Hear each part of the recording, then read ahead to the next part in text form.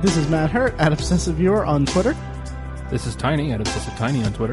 This is Mike White at I am Mike White on Twitter. And this is ObsessiveViewer.com's The Obsessive Viewer Podcast.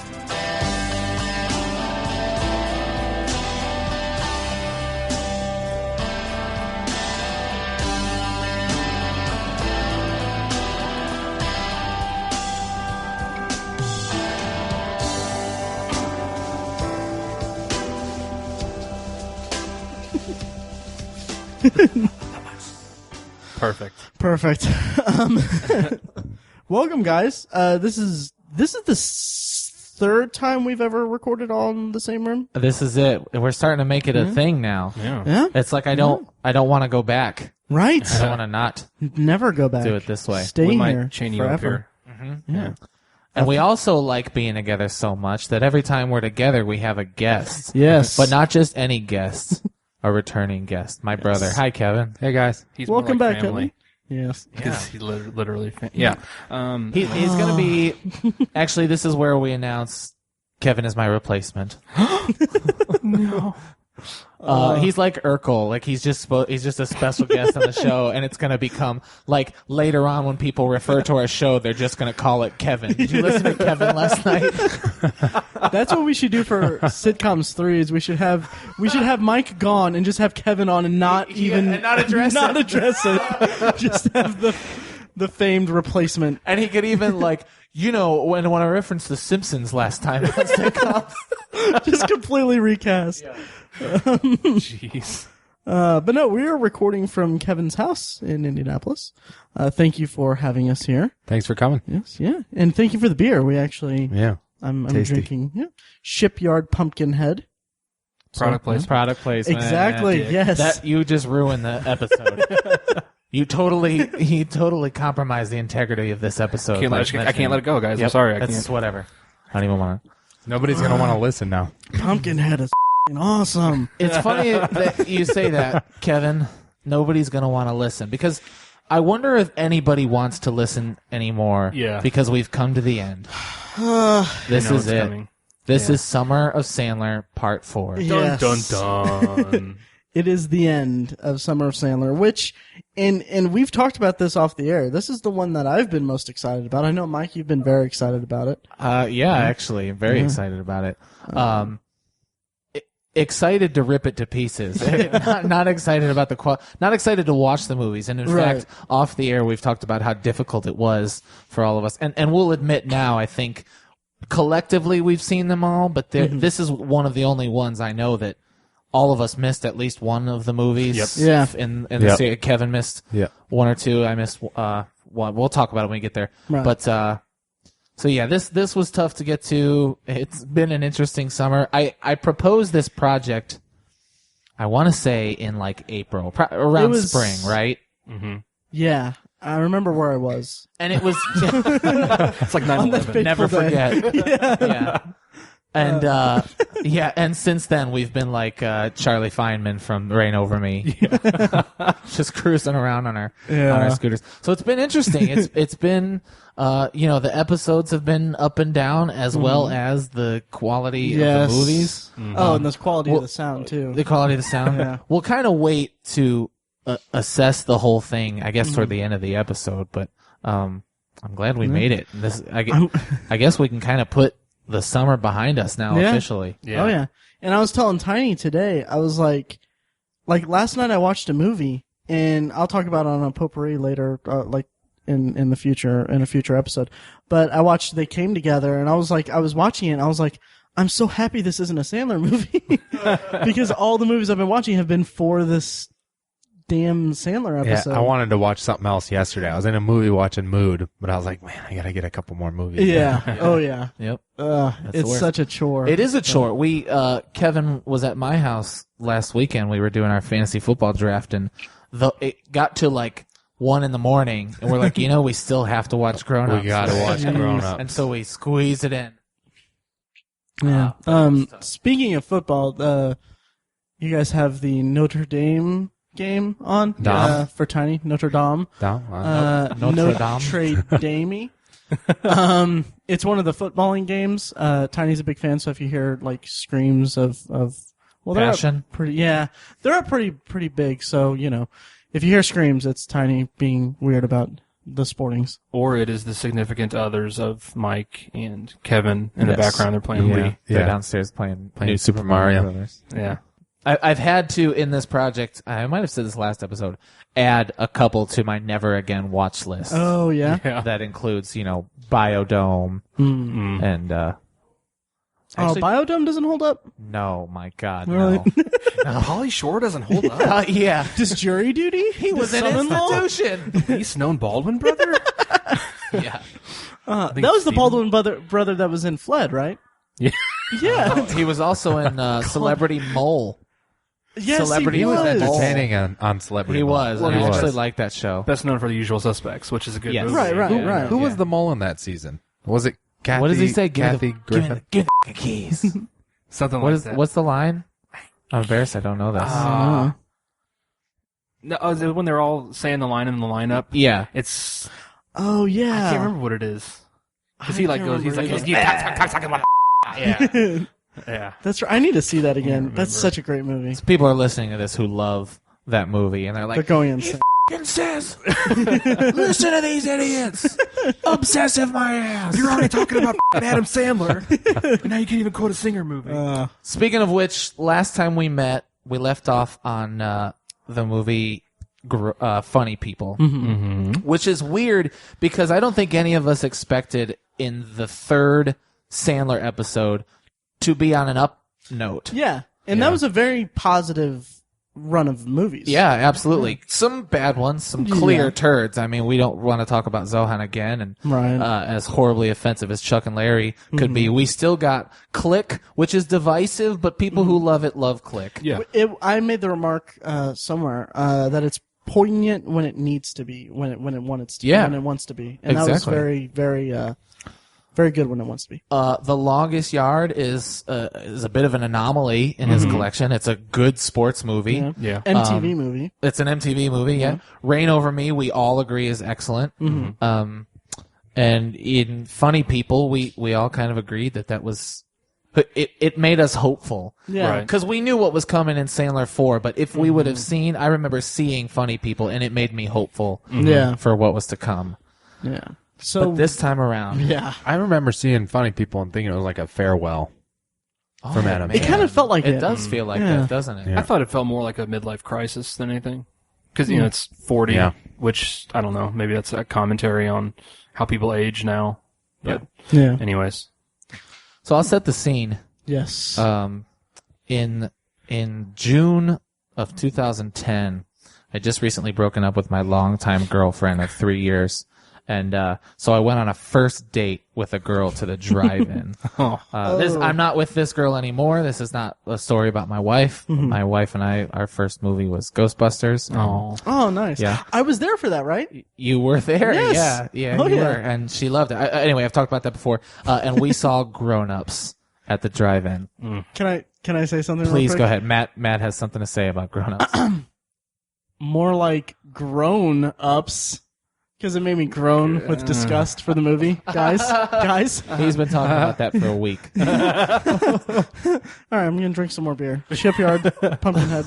But you got to elaborate, Matt. Completely plotless. Completely just unabashed opportunity for him and his friends to go on vacation and film stuff that are almost connected.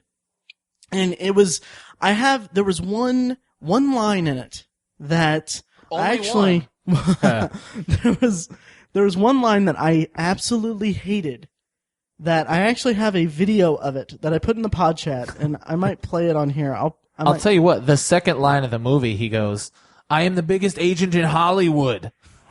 Talk about forced exposition. Yeah.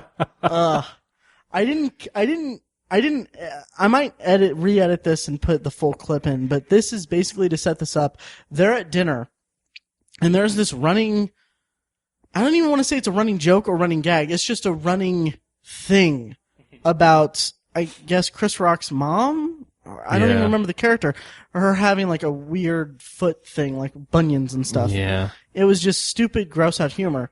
So someone says something to Chris Rock at dinner, and then she says to him, "You got told," and then he says, and then pay attention to the way Sandler laughs, because it's the most forced, awkward laugh. But this is the line. Since when did you learn to speak Chinese? It's just a little something I picked up watching a Chinese cooking show. That's great. Maybe you should focus a little less on the talking and a little more on the cooking. You got told. You got toe.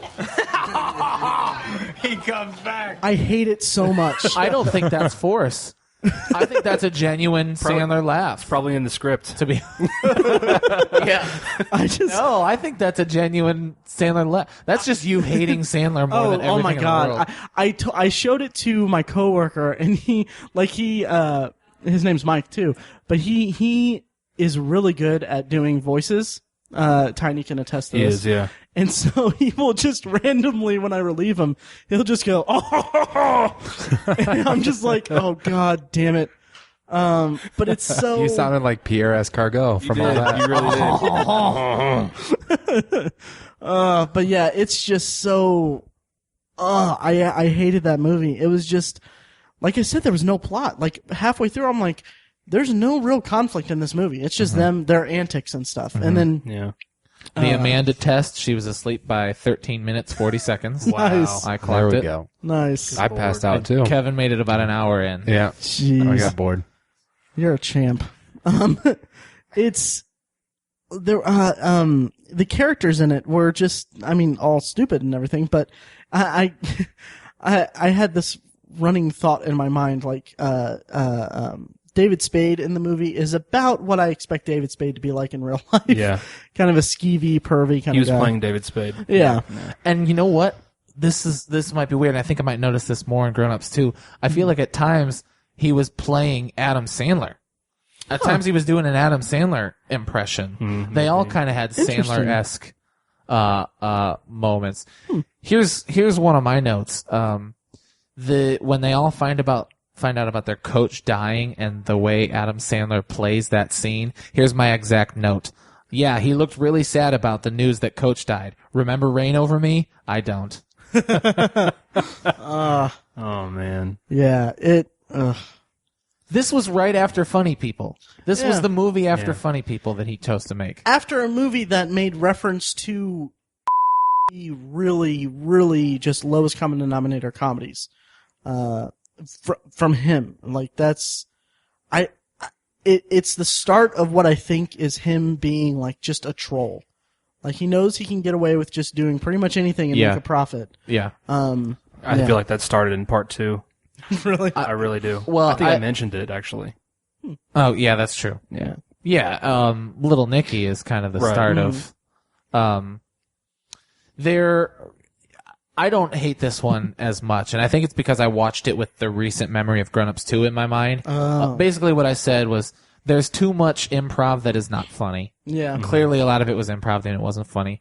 The best you can say about it is that it's not offensively unfunny or bad like Right. some of the older ones Right. are. And so not that we need to forgive it for anything, but it's not as bad, not nearly as bad as say Zohan or Chuck and Agreed. Larry. Right. But then on the other side, the best thing that you can say about it is that it's or the worst thing you can say about it is it's not funny at all. Right. You So- know, I thought it was all right.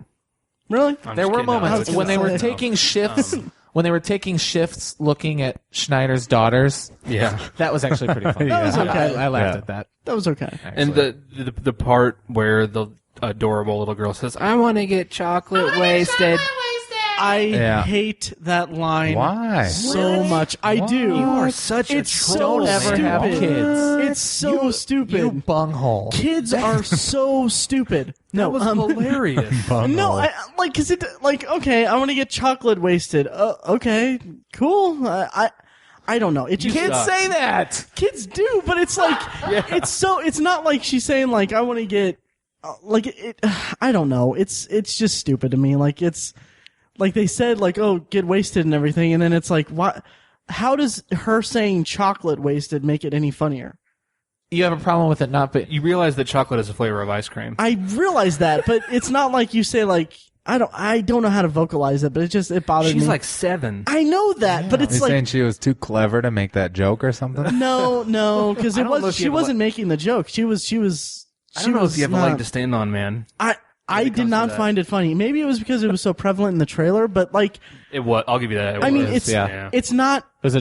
It's like Dr. Dolittle. Remember the Dr. Dolittle trailers? That's the first time I ever remember a trailer where all of the funny parts were in the trailer. Wow. I don't even remember the trailer for that. But I will say this: that what bothers me about that line is that there isn't. It's not. It's said in the joke of it is that it's supposed to be some kind of funny. Maybe I'm reading too much into it, but it's like implied that it's supposed to be like a double entendre or something, of some kind. But I'm like, it's lost on me because it's like, it's too much of a stretch for me. Like, okay, yeah, like a kid saying like, oh, I want to get wasted and all that. Yeah, that's funny. The kid saying I want to get wasted is funny. But saying like, I want to get chocolate wasted, that's not a thing. Okay.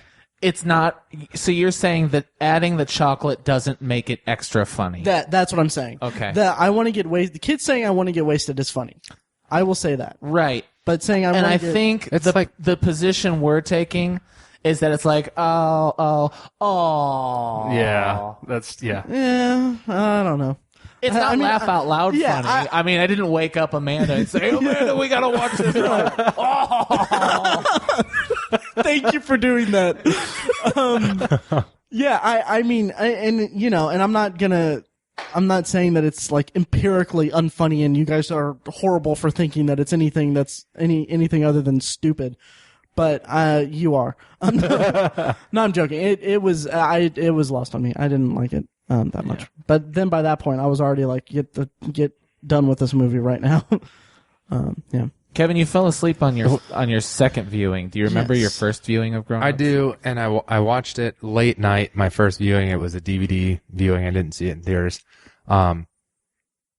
It's the thing about this movie is it's barely tolerable for me. I have this thing with the Sandler movies so far. I wasn't on episodes 1 and 2 or parts 1 and 2 for you guys, but I did watch some of the movies along, and I have this tolerance for the stupidity, like absolutely opposite of Matt's feelings toward Adam Sandler. But I have this tolerance where I can be okay with some of the really, really bad ones and actually watch them. Like Zohan is terrible, but I laughed a few times. Right.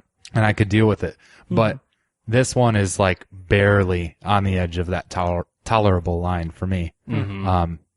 But yeah, it was one thing that really bugged me was the Adam Sandler's kids being so ridiculously I can't think of the word. Like Hollywood? Yeah, Like ridiculously Hollywood, not understanding like the back behind the TV. Yeah. Like, what is this box behind the TV? That I can understand. That I was kind of on board with that because that is kind of, because I mean, tube television is a thing of the past, really. But it was, 2010, it was a thing of the past, but they're still around. I can see what you're playing. They're playing that very big. Yeah. But for an Adam Sandler movie, like I buy that he would write 2 kid characters doing that. Yeah. Or they would write 2 kid characters. Just a little like, exaggeratedly Hollywood. Right. Definitely. I felt It's a caricature. Right. Sorry. Yeah, a caricature. Yep. I felt like there were several parts of the movie that had a lot of potential to be funny. One of them that sticks out is the fact that Adam Sandler's character the whole time is trying to play down the fact that the Asian woman is the nanny and that she's a foreign exchange student. Yeah. That can be funny. Like if someone were talented and could write that funnily and act it out over the progress of a movie, that could be funny. But it was just so dropped in this. Mm-hmm. And I felt like there were just several examples of that. Mm-hmm. The breastfeeding thing, again, maybe could have been funny. It's really juvenile, obviously. Mm-hmm. I don't know. It's like they just presented an idea like, oh, it would be funny if the kid's still breastfeeding at 4 years old. Mm-hmm. And that's all. That's the extent of it. Like they didn't build on that at all. Mm-hmm. It was just presenting of an idea, and it was just we've used the phrase lowest common denominator so many times because that's just what they keep harping on. Mm-hmm. Yeah. The trivia for this movie is that it was written with Chris Farley in mind. I was going to mention this. It was supposed to be made in the 90s. And when he died, they shelved it. Yeah. So that's why it's these guys, and it made me think, which of these guys doesn't belong? Clearly Kevin James, but I also think Chris Rock doesn't belong. And I'll say this about Chris Rock. He is the best actor in the movie because he's playing a white guy.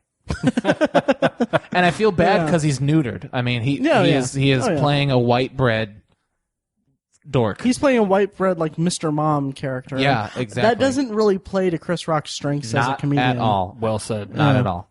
Yeah, very well said. And that reminds me, not that we're bringing race into an Adam Sandler discussion, but I kind of get the sense this time around that Adam Sandler is kind of, I don't know if this is offensive. I might cut it.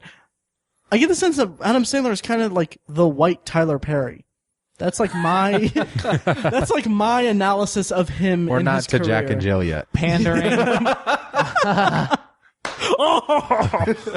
New guy. Pandering to a very specific demographic. Yep. Refusing to stray from it. Except on particular instances. Right. In movies that don't do very well. That he doesn't Not really a have bad a hand theory. in. Yeah. It's not a bad theory. Yeah. That's interesting. You could say that Tyler Perry is the black Adam Sandler. That's true. Sure. Adam Sandler was Yeah. around first. Sure.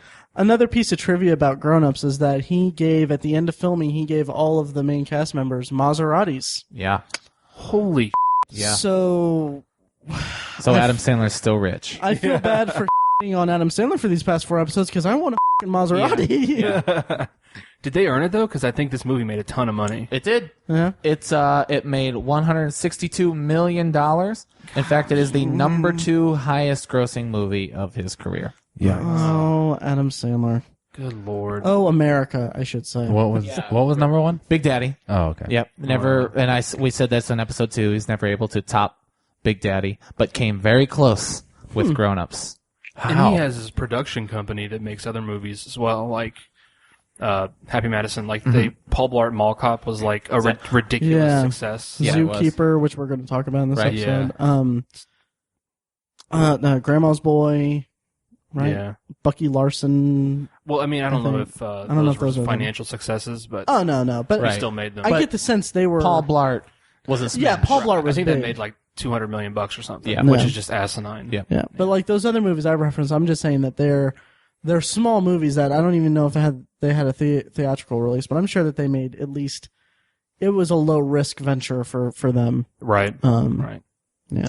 By the way, there might be something to this, but all of these movies that we're going to be talking about, and we'll touch on Blended, but not in depth because we Right. already did it at the beginning. It's not included, but these are all Sony movies.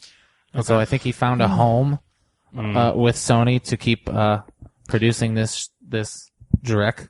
Yeah. Anything else about Grown Ups? What was our final verdict on it, guys? Turd sandwich, even Yes. worse than I remember. Mm-hmm. Even worse than bad. I remember. Yeah. Here's one that I think could be an interesting conversation. I think, Kevin, you like this movie. I know you guys don't.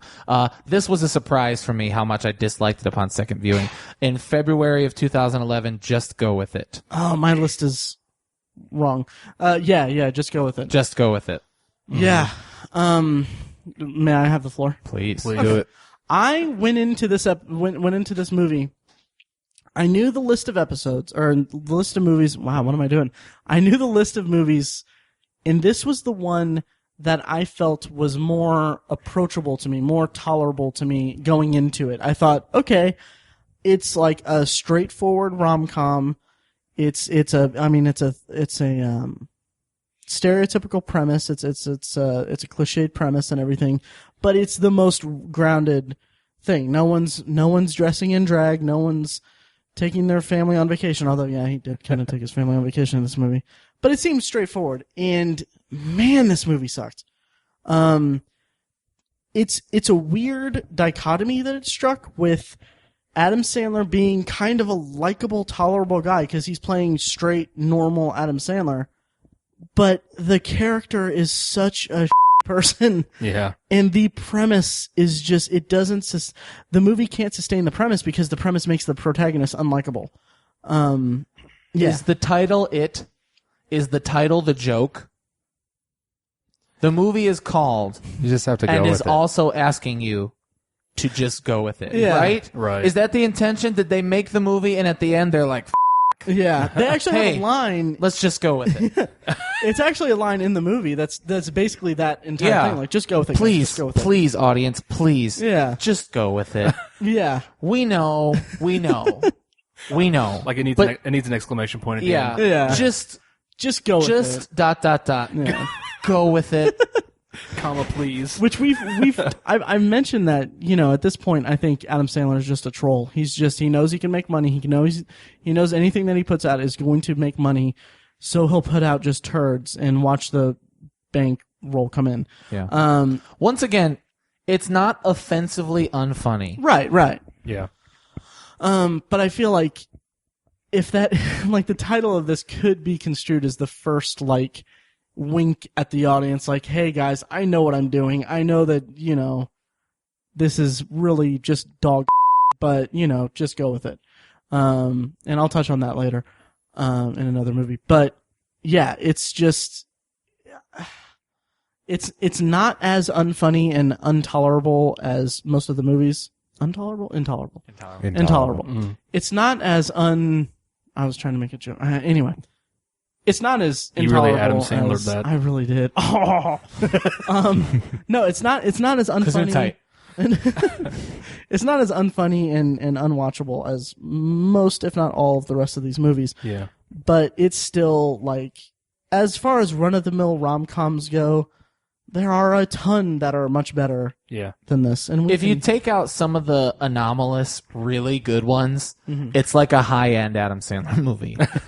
As ridiculous as the plot is. Yeah. Yeah, it is. And, As I was watching it, I actually thought back to our part 3 recording to a point that Kevin made that I thought was apt, is that how the opinion that Adam Sandler has of his audience, that we're supposed to believe that Brooklyn Decker's character is so stupid that she can't understand that she's being duped, and she just plays right into their hand throughout the whole movie. And the viewer has to believe it. Right. Yeah. That really? He's asking us to believe that. And it's like, no, there's no way she, like the part where he's teaching the kid how to swim, and then, what's her face's character comes up. I can't remember who.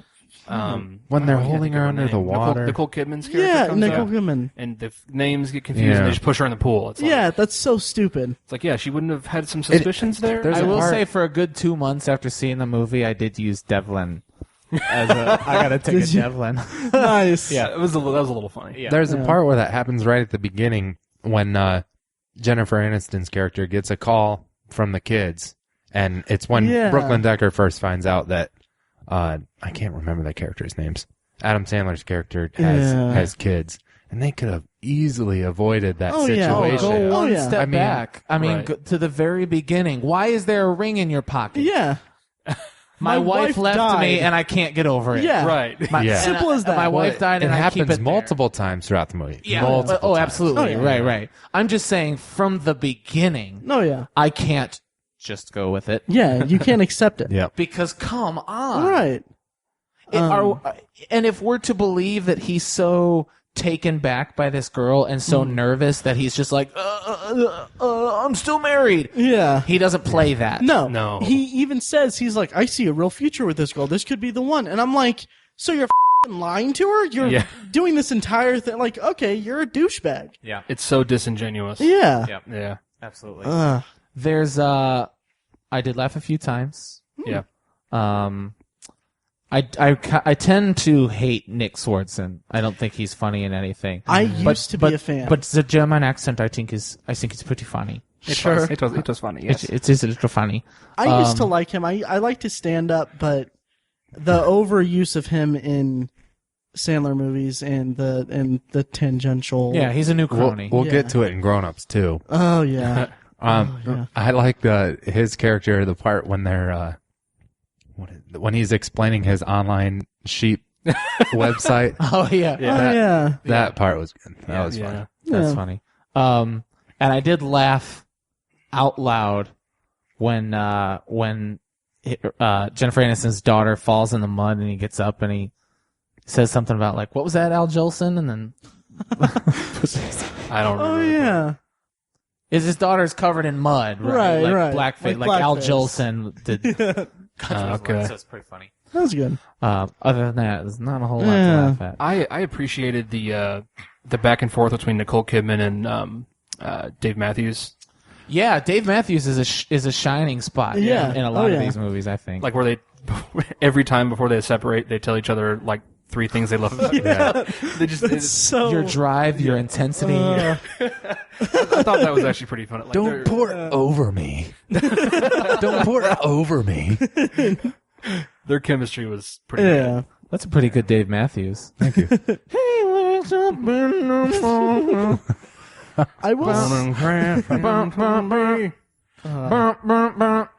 I will say this about Just Go With It. It did give me not an appreciation, but it made me think, because like we've dogged on Sandler about how he's making these movies as an excuse to take his family on vacation, to go on vacation with his friends, all that stuff. Which I had a weird moment where I'm like, I can't necessarily fault him for that. I can fault him for the act of making the movies and making them so horrible. But I mean, if he's a family man and he has an opportunity to spend time with his family while working, I mean, I'm not going to fault him for taking that chance. It's just kind of bad when it's at the audience's chagrin. Yeah. I just wanted to make an effort when he does it. Yeah, absolutely. We don't get it at all. You know what's funny? I was listening to Nick Swartzen, funny enough, on Pete Holmes. You Made It Weird. And he talked about being friends with Adam Sandler, and they kind of got on Adam Sandler a little bit. And Nick Swartzen talked about how hard of a worker Adam Sandler is. And I just couldn't believe it. You can't see it. I can't see it. Yeah. I can't see it. I get the... And this is coming from an Adam Sandler apologist. Still, even after all this, I'm going to call myself an Adam Sandler apologist because of what... I guess I'm jumping the gun a little bit, but Sure. I don't see him as a hard worker. I can't buy that. I can call him a hard worker if I assume that when he does a movie with Dennis Dugan, that he's not... Dennis Dugan is a puppet in those movies. He's a name. Yeah. That I feel like Adam Sandler's probably doing the majority of the work, behind the scenes as well. Yeah. When the cameras are off, maybe. Yeah, Maybe he's a hard worker. Yeah, Dennis Dugan is not in charge of that set. It's Adam Sandler. Right. Yeah, apparently he builds basketball courts on each set so they can all shoot hoops when they're...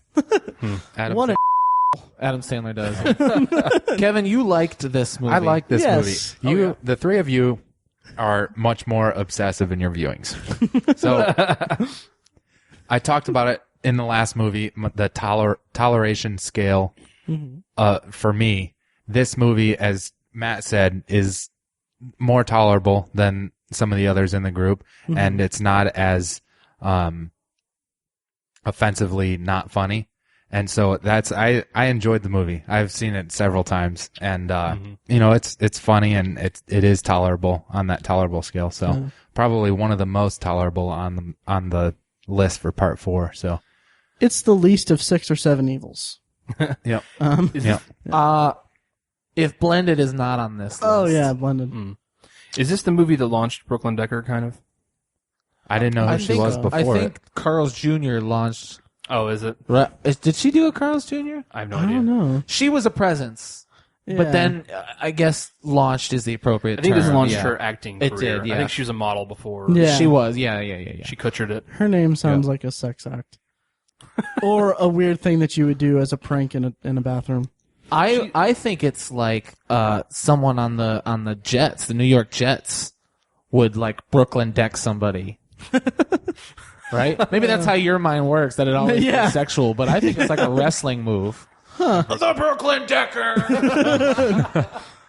From the top of the pylons. I thought of the toilet. Yeah. A movie. Yeah, I'm like, yeah. Prank. I'm at As a prank? I'm a Brooklyn Decker. That Brooklyn guy. Decker. Hey, hold on, guys. Let me leave her a Brooklyn Decker. exactly. While I take a Devlin. Let me leave a Devlin. But I don't think she's too bad of an actress. I think maybe with the right material, she could be decent. She's on a TV show now, right? Is she? I think she's on a TV show. She got super thin. And she's kind of awkward on it. I saw an episode. Good for her. She was actually kind of funny on what to expect when you're expecting. Don't ask me why I've seen it. Oh, Tiny, you're showing your hand here. Yeah. Brooklyn Decker was on Friends with Better Lives, but that show was canceled after one season. When? It was canceled year? this year. Yeah. It's canceled Kevin this Connolly's year. in it. Gotcha. I mean, that's all you need to know. Kevin I saw it. Connolly I was in it? definitely saw an so. episode. Oh, yeah? Yeah. Who were the leads in Oh, that? you son of a bitch. Ugh. Who were the leads in that? Friends with Better Lives? I know, what's his name? James Vanderbeek was in it. Kevin Connolly. I didn't see Kevin Connolly on here. I thought he was. Yeah. And then I think is one of the women. Yeah, Kevin Connolly was in it. One of the women I think was one of the girls from Roseanne. She's on The Big Bang Theory. I think she was in that. I can't remember what her name is. Oh, I can't remember her name, but I'm not seeing her Brunette name. with the glasses. Yeah. Maybe I'm wrong. Maybe she wasn't in that. Anyway. So, yeah. Yeah. Well, okay. Moving on. To sum up, just go with it. Better than some of the rest. Yeah. Yeah. But not very good. Hard to get past. Hard to just go with it. I didn't go with it. This next movie we added to the list, we'll just touch on it. I didn't watch it. That summer, July 8th, 2011, Zookeeper, which is actually a Kevin James movie, and Adam Sandler played the voice of the gorilla. I didn't watch monkey. I watched it. I didn't watch this movie. I watched it, yeah. Yeah, Tiny, what'd you think of it? It was pretty bad, but it wasn't frustratingly bad. And I don't know why. Because it's like I've stated before that in so many of the movies we have anthropomorphized animals, which is, and it's not like a good version. I don't know if there is a good version of that. But it's been like really cheap throughout these other movies, and the entire movie is anthropomorphized animals. Right. And so I thought it was going to be like just awful attempts at comedy, but I don't know. I should hate it more than I do. I'll put it that way. I don't know why I don't absolutely hate it. I loved this movie because I watched it in the background while I got some work done for the website. So it was productive. It did nothing for me. The movie was just. There's like a villainous storyline to it where Donnie Wahlberg is like a zookeeper kind of guy. Yeah. And he's sort of abusive towards an animal. Yeah. And at one he point, would be. The animal lashed out several years before, and so they had to isolate the animal, and so it lives in complete isolation. And it's the kind of storyline that in an Adam Sandler movie I would expect them to just completely fumble and just be awful. But it kind of worked in this movie. It did. A little bit. To the most juvenile extent. I liked Donnie Wahlberg's comeuppance at the end. Yeah. Because it seemed like they were gonna like tack it on at the end, but it became just a side thing from the big climax of the movie where he's going to get the girl or whatever. But I thought I appreciated it. Yeah. But Sandler's voice. I knew you were going to just hate it. Because you said, Tiny, you put in the pod chat, he's like, I just watched Zookeeper. Matt, don't watch it. Because Sandler's voice is just horrible. He does an affectation on his voice that's just terrible. And it's the... No. It's way worse than It's that. worse. It's the obnoxious... It's like... The grating voice. yeah. I didn't watch it. Adam Sandler. I can't even do it. going to that thing? Yeah. I can't do I it. kind of want to see it now. It's not. I didn't watch it, but I feel like anytime Adam Sandler is going to do a voice and he's not trying to act, he's going to be bad. Oh, it's horrible. Yeah. It's so We'll talk terrible. about it again in Transylvania, but If he had only ever done voice roles, would we hate him so much? Or would we say that guy does a weird voices? He does a lot of weird I voices. think I would hate him because I don't think he has the talent to do actual, like, talented voices. That's like not that. gibberish. yeah. That's not gibberish. Yeah. Oh, I think he does. Yeah, but He just chooses not to. He chooses not to. Like when he does his old lady voices. Yeah. Like I like his old lady pull voice. out your cock and balls and play with them. yeah, that's good. cock and balls? Yeah, like that's fun. the one on the Discovery Channel. I think that's well done, genuinely. And maybe just just knowing that it's Sandler saying is what's annoying to me. He's stigmatized himself. Yeah. So maybe if it wasn't a vacuum, because I loved his comedy album, Yeah. at least the one Which that I is all listened to. voices. Yeah. But I also loved it when I was like, 10, 11? So I don't know if it holds up. You got your next project. Oh no. Adam Sandler soundtracks. And I kind of liked the whole the thing where Kevin James quit his job as a zookeeper and he went and like worked for his brother. Like, I loved the portrayal of the douchiness. Mm-hmm. Because like he kind of turned himself into it. He changed himself for a girl. You know, it's the whole staple of stupid movies like this. But what he changed himself into was like a douchey car salesman, like luxury car salesman, and he's like just a total like a bro. And I thought it like just the fact that Kevin James is. Yeah. I appreciated the portrayal. Like just I don't know. I liked it. Yeah, seeing Kevin James do that was funny because it's Kevin James doing that, and it's stupid, but it's funny. Right. I'll give it that. I'll give the movie that. It was pretty good. It kind of drug in that part though. His brother is played by Annette Fexon. Right. Rosario Dawson was earning a paycheck pretty hardcore here. Stallone did a voice. He did. And Cher. Mm-hmm. You know, but I actually thought those voices were pretty fitting. They were. The casting for the animals, Sly and Cher, and then Jon Favreau. Yes, and the gorilla was Nick Nolte. Nick Nolte. Thank you. Like perfect. I mean, yeah. There was I tweeted this when I was watching it, but I was like, Jon Favreau's playing a grizzly bear, and Adam Sandler is playing a monkey. I've never wanted to kill a monkey more, and I've never felt more bad for a bear in my life. Jeez. And moving on. Moving on. I would not kill a monkey for Adam Sandler. I would not kill Adam Sandler. I would punch him in the face and run. So this is the one, guys, for me. This is the movie. Yes. It was a little birthday gift from Adam Sandler in November of 2011. By its original title, I'll call it Jack and F***ing Jill. This is the one. Mm-hmm. This is the one that made me that I wanted to decide, and I'll say it for the fourth and last time on this show. The point of this, at least for me, this whole project was I wanted to find out if Sandler was ever good, if we can mark a clear descent or downfall in his career, or there's something we're missing.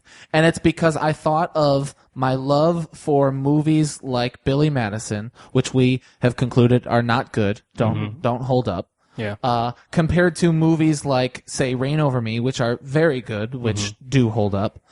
And then ending or leading toward a movie like Jack and Jill, which it is the offensively bad that I'm talking about. There is the offensively bad in terms of being offensive to demographics. They make fun of the gays in the gays. That sounds awful. I'm sorry. The gay population. The gay population in that movie. They make fun of foreigners in just about every movie. Everything Rob Schneider is in, and Zohan is a joke in and of itself. It's a mess. But this movie is offensively bad to people who like movies and to people who like comedy. Yeah. This was frustrating from start to finish, and it was immediately after I watched it one of the worst movies I've ever watched in my life. And I remember thinking, if I were to ask for my money back for a movie, it would be this one. I was upset. This was a movie that made me think of my childhood. It's like that episode of Seinfeld or South Park where George Lucas and Steven Spielberg are raping Indiana Jones. Yeah. That's how I felt. Great. I felt like Jill was taking advantage of Happy Gilmore in my mind. Wow. Your guys' thoughts? That was quite a reaction. Yeah, I actually have a lot to say about it. I tweeted this while watching it, and I'm curious what your guys' reaction is going to be to this. Jack and Jill may actually change my opinion of Adam Sandler. Oh. Objectively speaking... Set up?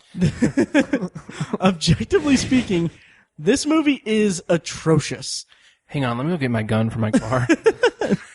It's horrible. It's absolutely terrible. But about 20 minutes into it, I had a thought. Like, I started, something in my brain switched that while I was watching, I was like, oh god, this is so awful. And then like something happened that I was like, I started reading way too much into it, like what this movie was. And I cultivated a theory throughout the runtime of it. So, okay, so Adam Which Sandler, seems more like more work than you should have done. But I absolutely. applaud you because that's the name of the game. That's the project. Oh yeah, Right. So let me take you guys on a journey, if you don't mind. So the movie is Jack and Jill. Jack and Jill is about Jack is an ad exec who is trying to get Al Pacino into a commercial for Dunkin' Donuts. And they know that Al Pacino's not going to go for something so stupid. So Jill is the house guest that isn't going to go away. That is the obnoxious sister that he's ashamed of, and he doesn't want to be around. He doesn't like want to introduce to people and stuff. So about 20 minutes into the movie, there's a dinner scene. It's like Thanksgiving dinner, I think. And he's like throughout the movie, throughout these first 20 minutes, he's like yelling at her. Cause Jack is like the straight-laced Adam Sandler. He's the normal Adam Sandler. He's the normal, boring, not trying very hard Adam Yes. Sandler. Oh yeah. And then Jill is just the obscene Adam Sandler.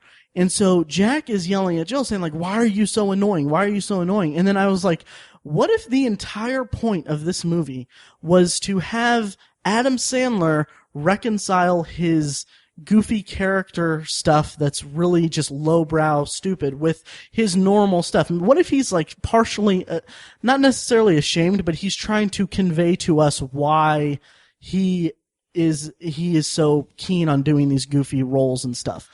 To put it in the term I use, Jack is the personification of, say, who Adam Sandler wishes he could be perceived as. Yeah. Mm-hmm. And Jill is the personification of movies like Zohan Yeah. And and Little Nicky.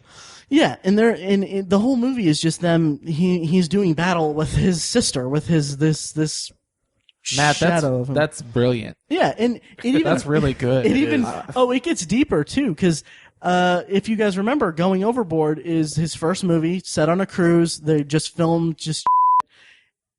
this movie, third act, they're on a cruise ship, and I'm like, what if this is him like just doing this weird callback kind of thing, and he's reevaluating where he is in his career, and he's by the end of the movie, he's like, okay, well, Jill is a part of me. This is something she's my sister, she's my family, this is what I am, even though I don't want to be, and that's why I make money. It's like metaphysical. Yeah, and then not to spoil. My mind is blown right now. Yeah. Right? And then the last, not to spoil it, but don't watch this movie. Or do. I or want do, to watch it again.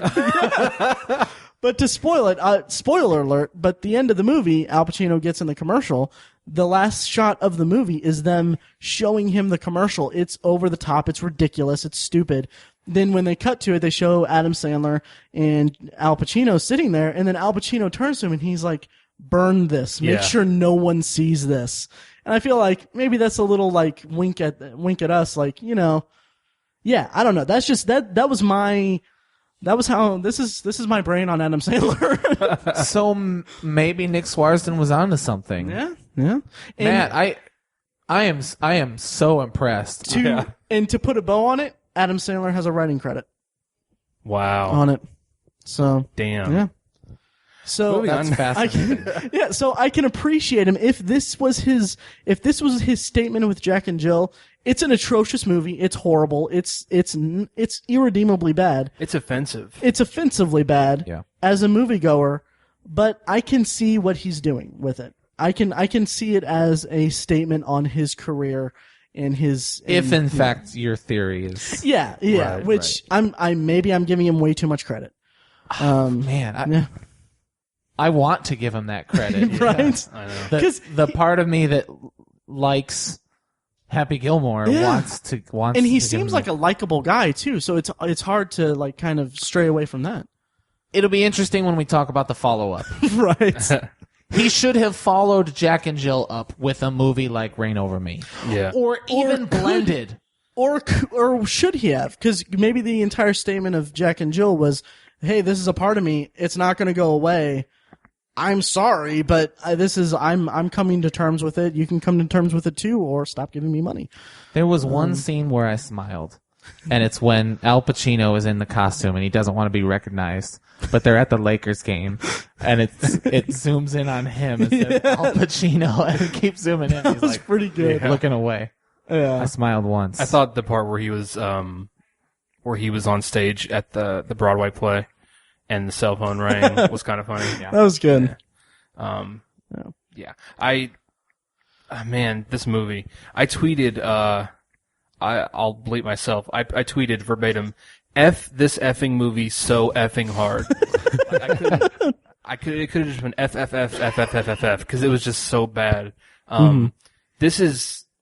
It is literally an offensive movie because it shows just how there is not one modicum of respect that Adam Sandler has for the movie making community at all. Like he just does not view this as art anymore. And you can. But maybe he does. Man. You ruined Mike. We have to start over. I love this. We have to start over. We have to start at the beginning.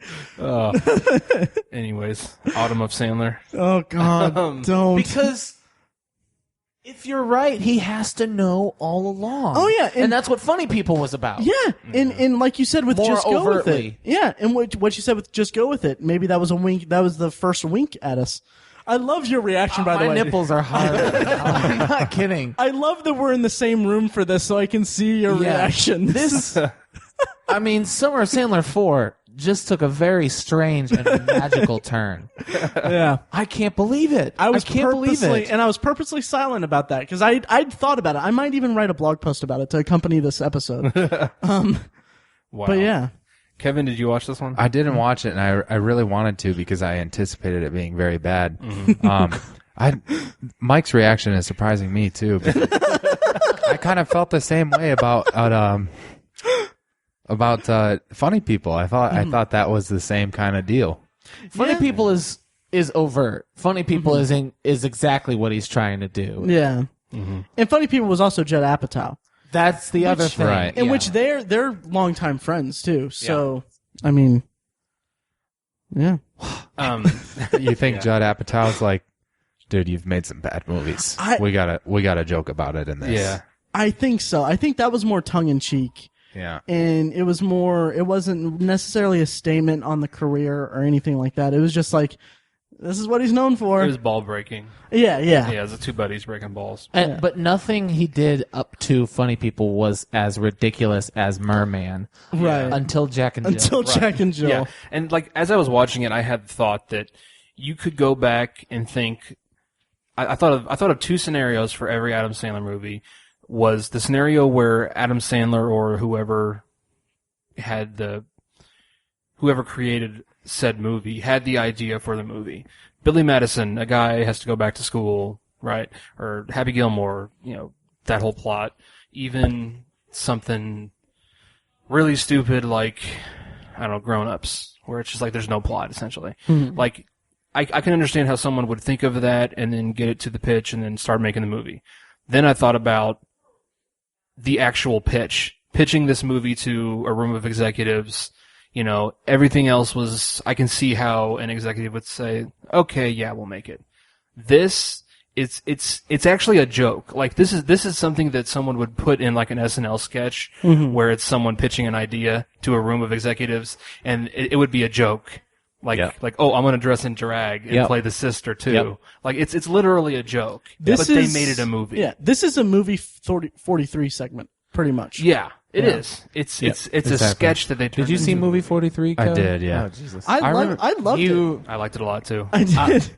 I was just kind of lost in it. You are two liked of it. four people because it was several people voted that. I definitely laughed. Yeah. I definitely didn't laughed. laugh. The homeschool one with Leah homeschool was Shriver hysterical. and Naomi Watts. So funny. It was hysterical. Yeah. Which one is that? Was that the one with the boy? Yeah, the boy okay. that they homeschool, and then Gotcha. at the end he's like, me and her are going to the thing. I talked about one of you guys about movie 43. I saw the alternate one, the one that wasn't in theaters. Yeah, the one with the kids looking for the secret movie. Yeah, that's the one I only saw version I saw, originally. too. Wasn't Yeah. you and I Yeah, talking I about saw this? that one. Maybe. I don't remember. I think it was on the first podcast, actually. Maybe. But yeah, I saw that too. I only recently saw the one with the studio exec. Yeah, I need to see that. that I saw like one. half of it.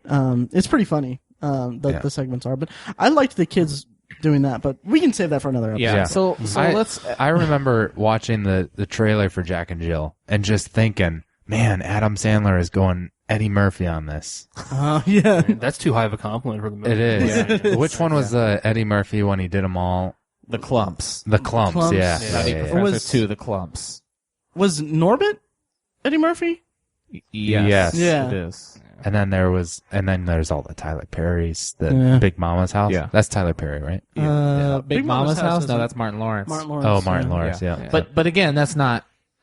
You meant to say the clumps is one character playing multiple. Yes, Right, yeah, right, that's right. what I meant. Yeah, and I remember just being bummed out. But it is true. I mean, Adam Sandler's career is very two-faced, just like the movie. Jack and Jill. Again, the thesis of this project, of this whole thing that we did, is really why has what happened.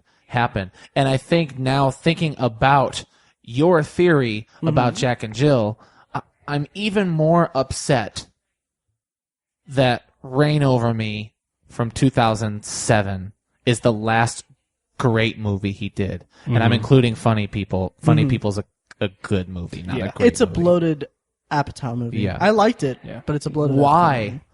We know he can do it. And I sound like a broken record because we talked about it before. We know he can do it. And you apparently think he's smart enough to be that self-aware. Why isn't he making good movies? I think the statement with Jack and Jill is, this is what makes me money. I'm just going to do it. And I mean, it's maybe that's really, really obnoxious of him. And he doesn't really see the movies as art or anything like that. But Jack and Jill made $74 million, which is number 16 on his, which is kind of low. Yeah. For his But career. still a success. Still a moderate success. Yeah. Yeah. Box office, I don't think it hit. I don't even know that it was in the top 3 the weekend it came out, especially for a November release. That'd be tough to beat. But it was like in and out of the theaters. It was a low one. I put up Jack and Jill. Jack and Jill. Okay. We should be having one playing in the background. should. So anyway, what I'm getting out of Jack and Jill, if you guys don't mind. So Jack and Jill did not make a whole lot of money.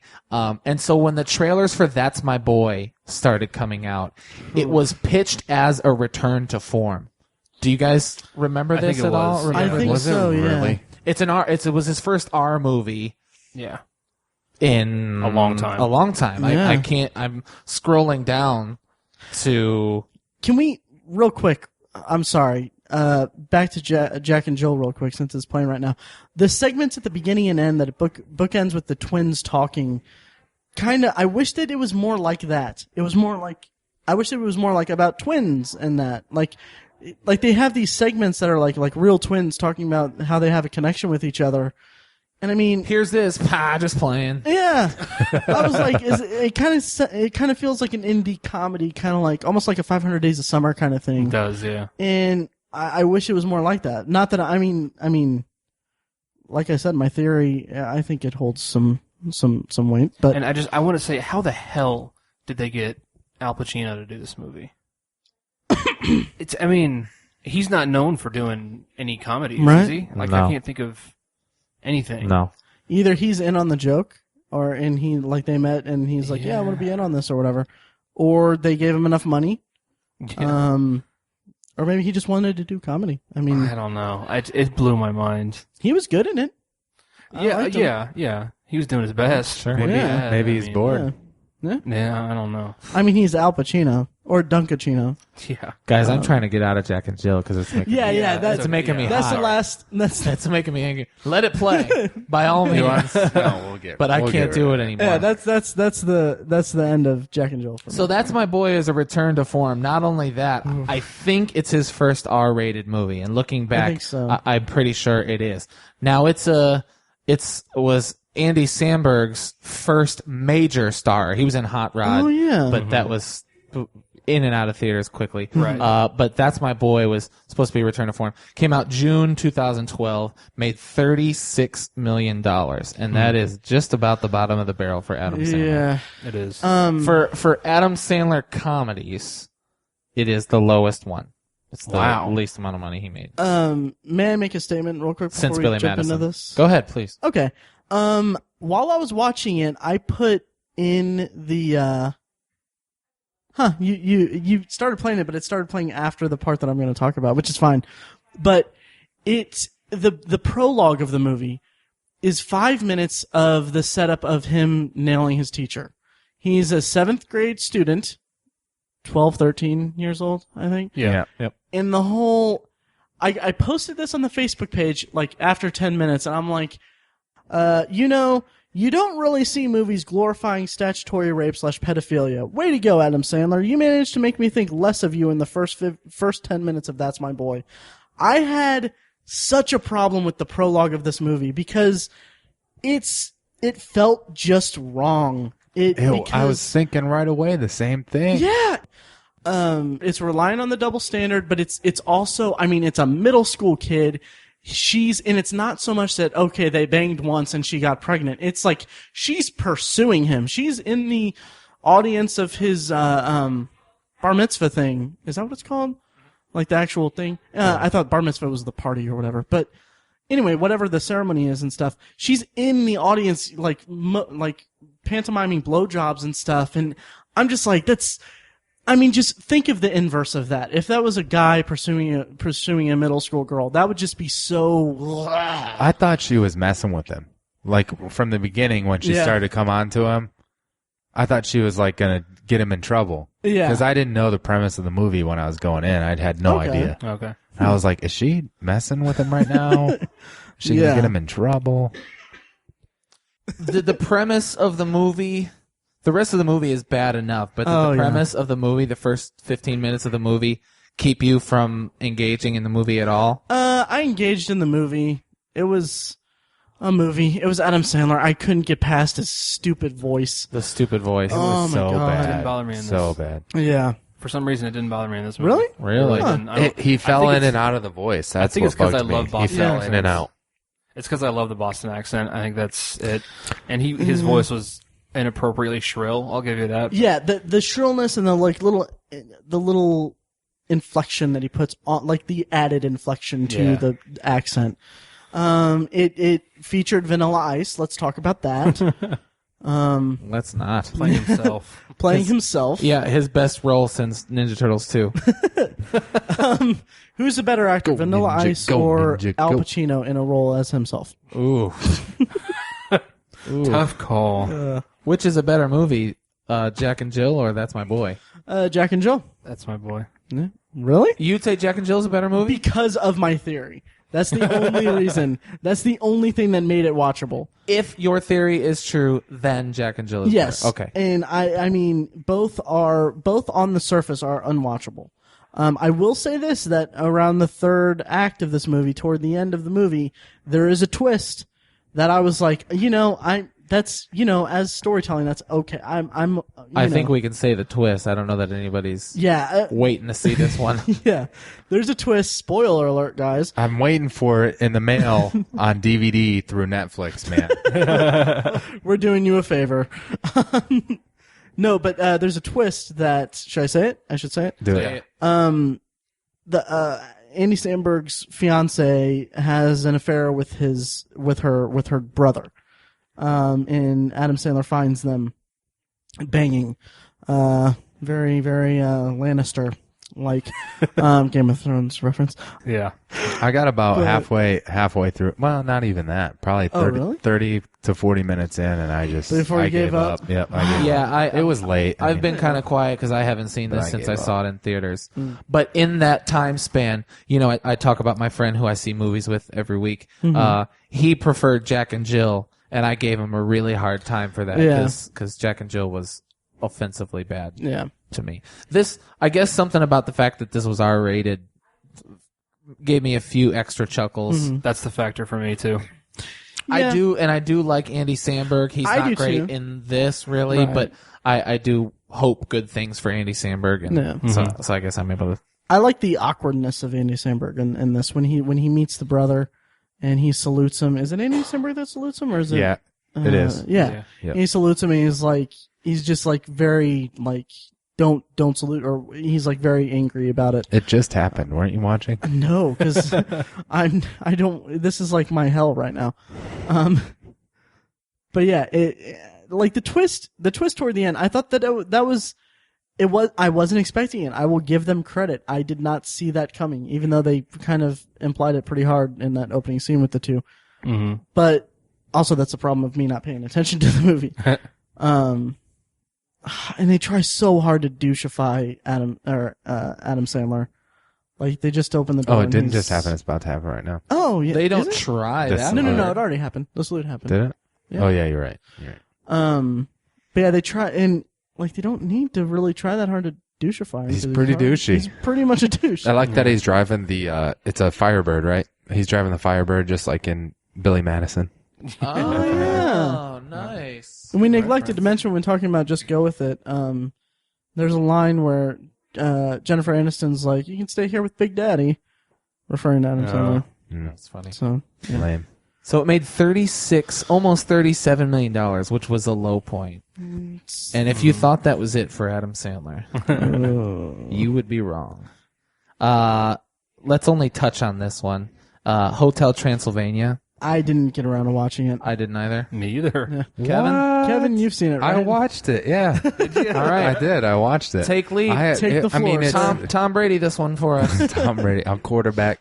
I liked it. It was enjoyable for a cartoon movie. I mean, it wasn't, I don't know. I didn't look up anything about it, but I assume it wasn't totally Adam Sandler driven and it wasn't like an 8 Crazy Nights kind of deal, but it was enjoyable. It was kind of cute. Adam Sandler's, character voice was not enjoyable though. Really? He did a Dracula with like a grandma twist to it. Oh. And it was annoying, and it was the one thing that bugged me about the whole movie. But aside from that, it was cute, and it was good. I enjoyed watching it, actually. Okay. So it's a kids movie, and kids Yeah, it movies, was. Right. well, they always make a lot of money. Kids like a lot of stupid stuff. million. They love a lot of stupid stuff. It came out about a month before Halloween, of course. But That's My Boy was really bad. Surely Adam Sandler, his career is in the pits, and there's no way his next movie will do well. But he decides, for the first time in his career, to do a sequel. And that may be why. Because, like you said, his career was in the pits. Why not do a sequel to one of the most successful movies ever that he's done? $133 million. Super successful. 8th highest grossing. July 12th, 2013. Grown Ups 2. Ugh. And that's like I said, it's a low point for him. He wants to bounce back. He wants to do a sequel to one of his most successful movies. He can't do a sequel to Big Daddy because that actually takes effort. You make a sequel to Grown Ups 2, you have a fun time with your friends, and you make a bunch of money. This is the time. Well, he made a bunch of money, so whatever. But this is the time in the career when you say, okay, I've shown that I've got chops. I'm going to try. I'm going to make a good movie. Let's see if we can make a good movie. He's already shown that he has chops, though. But I'm going to get into movies where I can show my chops. Right. That's what I mean. I'm going to start making good movies. And he didn't do that. The thing about Grown Ups, too, is that, like Jack and Jill and That's My Boy, you see the trailer and you know it's not going to be good. Yeah. But this one, it's like an attempt to be a decent movie, but it's so bad. Yeah. Mrs. So Mark. unbearable to watch. Honestly, I think I Don't. tolerated it more than Grown Ups. The first one? No The first way. Matthew. No The first way. one was so offensively a cash-in, like they did nothing. This to one's that a movie. sequel. I'm It shocked. is, I'm but shocked. Bigger cash-in. there's some there's some like little bit of there's a little bit more of a plot and effort to it. Like In the second one? In the second one. Matthew. Come on. Yeah, Did you watch them out of order and confuse them? Yeah, because there was There is absolutely a plot. no plot to this. In the one. first one, there is no. This is a series. It was an excuse to go back. It's an there. excuse and a series of poorly constructed vignettes. Yeah, that's the same with both movies. We're watching a deer in their bedroom Is that's it- about An the elk. Deer, This was- the elk Yeah. is about to piss on him and his son in a 30-second span. 2 minutes into the movie, an elk is pissing on him. 30 seconds later, he's pissing on his son in the shower. Now, I'm not saying that either movie is good or even watchable. There's the piss. My first note about this movie was But what are you saying? What's your point? I'm saying Your point is that there's. it was a little bit more watchable than the first one, and it may be because this is the last movie of Adam Sandler's. It was you could wash Yeah. your hands of it. And Grown Ups was the first one, so there is and there's the Matt, second piss. I think you're way off. And yeah. think I don't you're know. way No way, I- dude. That's The first one, again, was bad. But the first one, he tried to teach us a lesson. He tried to say that returning to your roots is good, and it was all about family. And there were moments where he said, "Oh, okay, I see what they're doing." But this one, the only thread was his wife's wanted to be pregnant. And that was it. That was the only emotional payoff of the entire thing. The rest of the movie is comedy vignettes that don't play. there was also the him standing up to the bully from his school days, and there was also the. That was the first one. Is that what you said? No. Oh yeah. Well yeah. No, he stood up to a bully in this one. Yeah. Both of them. Yeah. Okay. Yeah. Stone Cold Steve Austin. Yeah. Which this one handled it better than the first one. I will say that. Because the first one was just throwaway. That was the only point in the first one. That was the only point of a plot in the first one. Except for the whole, like, overarching theme of going back to your roots. But that was more just a theme instead of a plot. This one was more about him standing up to his past bully and stuff. And I thought it was actually kind of satisfying the way they were about to fight. And then he's like, oh yeah, your kids, you're doing it for your kids, and I respect that and all that stuff. And he lets them win or whatever. But I'll say everything in the first movie. I'll give you maybe the plot does not pay off in the end, and I agree with that. It feels tacked on. The basketball game is what you're referring to in the first one. But everything in the movie, as bad as it is, serves the theme. And in Grown Ups 2, several of the scenes that they do, the vignettes that I've called them 4 times now, do not serve the theme and do not serve any sort of plot. Agreed. Yeah, I'll agree, and I will gladly concede that I most likely was just really excited to not have to watch another Adam Sandler movie. I will say, but the cutest little kid I've ever seen. Oh, that's cold. At the beginning of the movie, Is that real? It looked fake. it does look fake, like doesn't it? CGI'd or something. When Maya Rudolph forgets the anniversary, oh yeah, and he goes, "Oh, that's cold." the whole thing with Kevin James's wife and them doing the whole teaching the kid that not correcting the kid, that was just I know why you like this movie. why It's a one-night party movie. is it? Well, It's no, a one-day party movie.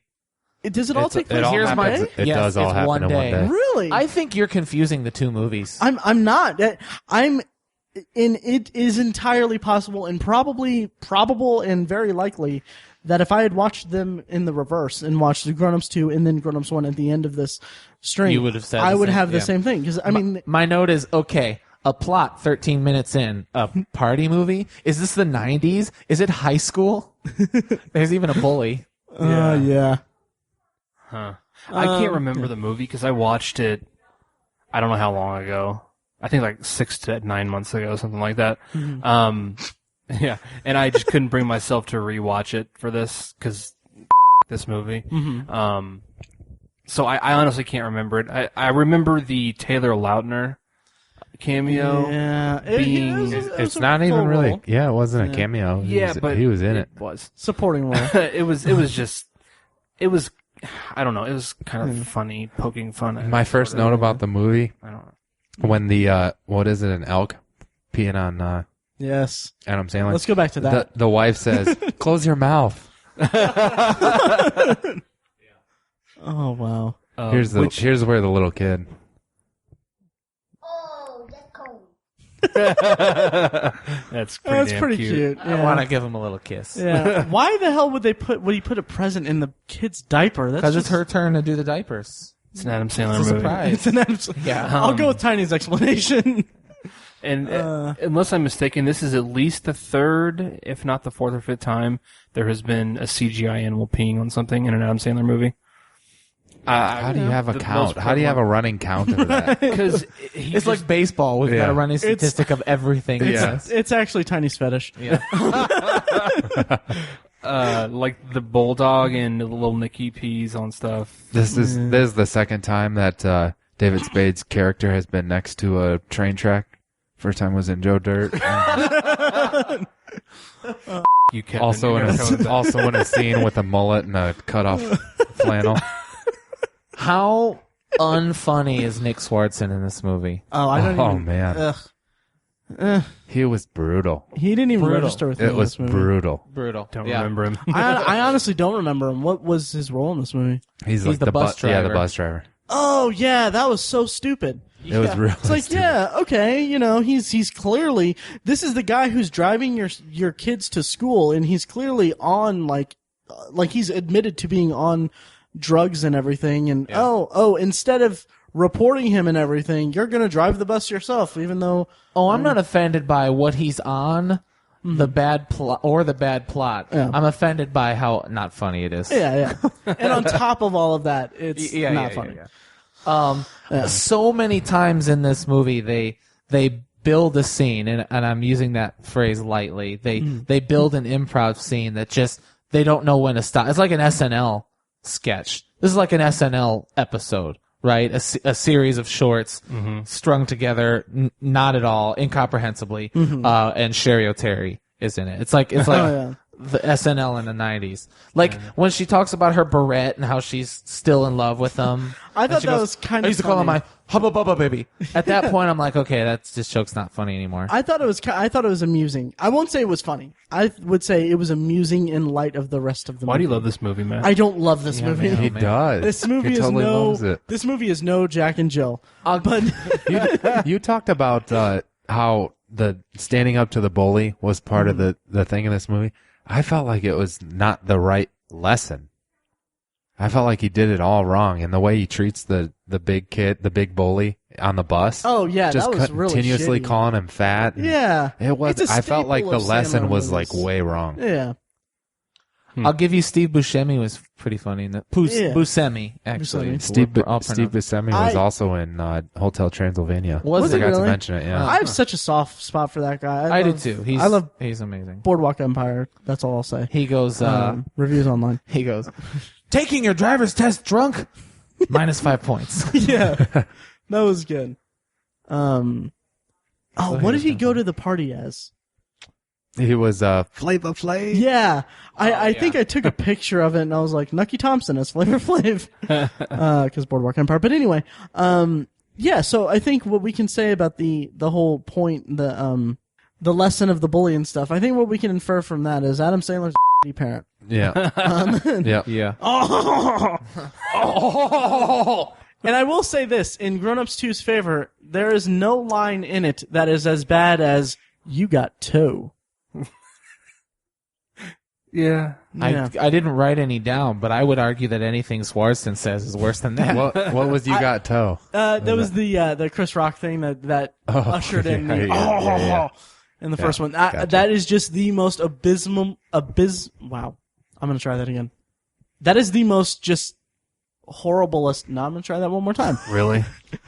That is just the worst line I've heard in a Sandler movie. Just about. Oh man, you one haven't of been the taking worst. notes then. Like I said, background noise for a So lot of let's. this. I'm still shocked that you thought this one was better than Grown Ups. I am too. Yeah. I'm so shocked. Oh, Nick Swartzen. Oh, There he that is. guy. Oh God! All right. To bring it around, to give it the old reach around. Yep, give it the reach. Sponsored. This past summer, May 23rd, and we saw it about a week after that. Yep. Blended. Yes. Was First movie the three of us as podcasters As podcasters together. saw, yeah. Kevin has not seen Blended yet. I have not. And I will stand by, and I haven't listened to the episode that we recorded back then, but I guessed that it would be the best movie we've seen of his in a long time, and I stand by that. If we're including it in Summer of Sandler 4, it's far and away the best of these movies. I agree. I don't know. I kind of wish I had seen it so I could. It's If anything, because anything, I discovered the Mowglis from watching that movie for myself, and they are amazing. right now mine is Hotel Transylvania. Hmm. I enjoyed that one. Oh, the most. really? Yeah, it was good. I think I might. There was a singing scene from Adam Sandler, and he does auto tune, which is kind of funny. wow. I think I even liked Zookeeper better than Blended. Really? Yeah. A quick note about Zookeeper and Grown Ups 2. Grown Ups 2 features blatant product placement of Kmart. And they set a scene in Kmart and reference Kmart. And then also Zookeeper has the line from the gorilla asking Kevin James, is TGI Fridays as amazing as it sounds or something? Yeah. Yeah. And there is a scene where they go to TGI Fridays. Yeah, that was a little funny. Yeah. A little. Anyways. Anyway, so yeah, Blended is far and away the best of this bunch. It's I don't like think so. Really? I don't think so. Well, that's right. You hated I Blended. really didn't like Blended. It may have been a mood thing, an experience thing over Yeah. the actual. I don't know. Yeah. And I've said before, and this is not at all something we want to talk about on the podcast, but, you know, I've been married for a year now, and it's something we talk about, family stuff. So it hit me in a different way than it might have hit me 2 years ago, for sure. Right. Yeah. So Kinda- it was cute enough for me. Yeah, that was my qualification for why I tolerated bedtime stories, because I'm an uncle. Sure. As an uncle. Yeah, exactly. Um, Yeah. And maybe part of, I don't know. But anyway, it, Oh no. but anyway, it, Mike knocked something over. It was more tolerable than Just Go With It. It was like Blended and Just Go With It seem like the two in this bunch that are not similar, but they're the most tolerable of the two, and Blended wins out over Just Go With It because Just Go With It's premise is just horrible. But Just Go With It had Brooklyn Decker's boobs in it. Yeah, Yeah. I And seen Jennifer him. Aniston. I seen him. Yeah. Yeah. An old issue of Maxim will have that too. Probably. Has she done Maxim? Probably. Old I don't issue? know. Oh, yeah. And Or probably the internet. Yeah, the internet. The internet. will do Google it. search that. Save yourself 2 hours. And then finally, You'll probably look, get a picture look of a forward toilet to with poop in it. look forward to Summer of Sandler Part 5 when we talk about Men, Women, and Children, which comes out. Which looks really October. good. It does, and it just happens to have Adam Sandler Yeah. in it. It's another Ansel Elgort vehicle. We've talked about it before. I really like that kid, and Yeah. Yeah. and you know, the last two things I've seen him in. Hey, do you like drinking? Love it. Do you like playing Dungeons & Dragons? Absolutely. Then there's a podcast for you. Really? DnDUI.com. That's amazing. DnDUI.com, a podcast and webcomic about drinking ourselves under the tabletop. Man, we did it. I'm sufficiently bummed Yeah. out just from this part because this just sucked. Talking about the movies just sucked. This is Yeah. how it ended. Right. Yeah. What can we say? Is there anything that we can say? Can we make a statement? And I want to hear one from Kevin too. You've been along the ride long enough. Should we defer to our guest first? Please. I'll let him think. You want me to take it? Yeah. for it. We'll go clockwise. I could have gone. All right, go for it. No, go ahead. Go ahead. You had a breath. I would say that I was surprised more than I thought I would be. We can clearly chart a descent, but it is not. There are more peaks and valleys than I remembered there being. It was not a clear downfall. There were ups and downs. There were good movies in spots that I thought weren't going to be good movies. The old movies are not as good as I thought they would be. Right. And there is without a doubt nostalgia attached to those things. So as his career went on, for us as movie reviewers and critics to take an objective point of view, some of the movies just got really bad, and it was very difficult for us to reconcile any nostalgia I might have had, not so much Matt, Right. with Adam Sandler's prior career with how we feel about him now. So it's the word I keep coming back to is disappointment. Mm-hmm. Disappointment knowing that there's movies like Reign Over Me, there's movies like Funny People, there's movies like Spanglish, Punch Drunk Love, and even to a lesser extent, I think, interestingly enough, The Longest Yard is one of my favorites. I'd put that in the top. It's so disappointing that he makes movies like Jack and Jill, despite Matt's theory. He makes movies like That's My Boy still. I am not able to come up with any conclusion for what kind of movies he's going to make in the future or what the point is. I think he really is what people say he is. He's just trying to make money. And even more, I don't think he's a bad guy. I think he's just trying to have fun. Yeah. And in a way, I think he's asking us to have fun along with him. And somewhere along the line, I stopped having fun. And his movies are no longer for me. And I think unless he continues to make grown-ups sequels, I think his career is going to continue to fall in terms of box office numbers along with quality of movie. Unless he has some sort of renaissance where he can touch on movies. And I'm not even asking for movies like Reign Over Me. I'm asking for movies like Big Daddy or even Happy Gilmore. If he can have that kind of a renaissance, then I think we'll get he'll get a new kind of an audience youth-wise, and he'll call us back. But I don't see that happening anytime soon. So disappointment is the word. Can I ask a few questions real quick? Sure. Please. First of all, did you like Little Nicky when you were younger? I didn't see it Matt. when I was younger. You did not. I did not. Tiny. No, I didn't. Okay. Well, how old were we when Happy Gilmore, Billy Madison, Little Nicky, that kind of stuff? I might They're have spread been out. Like 10 and 8. So I was 10, you were 8. 10, 8-year-olds, 8 to 12-year-olds. Seeing those movies then. Do 8 to 12-year-olds enjoy Jack and Jill? That is the question. That I don't is. think they do. I don't either. And so it's hard. I don't know. It's hard to decide was there a decline or not, because I think looking back, the movies were bad, but why do we have nostalgia for them? Well, he's not the... Grown-Ups was marketed for everybody. Grown-Ups was for us, and it was a family movie, and it came out in the summer, and that was kind of a different type of thing. But like, for instance, Jack and Jill, or just Go With It. Those are the movies that we can compare to the movies we watched when we were younger, and I don't think kids like them as much. Clearly, they don't. Clearly, Jack and Jill did not make as much money as he used to make. He is by no means the comedy institution that he was when we were younger. I think it's hard to judge Jack and Jill because it was beyond the deep end in the terms of being bad. That's true. True. I feel like it's hard to say that there was a point where it started to be a downturn, because you don't know what's going to happen next year. Yeah. And you don't know what's going to happen next year, because you could have thought right before Funny People in part 3, or right before, what was that? What else was in part 3? Where was there Reign an Over upturn? Me. Right before Reign Over Me, you could have thought this is the downturn and what happened to Adam Sandler. Right. But then he came back, so that could happen next year.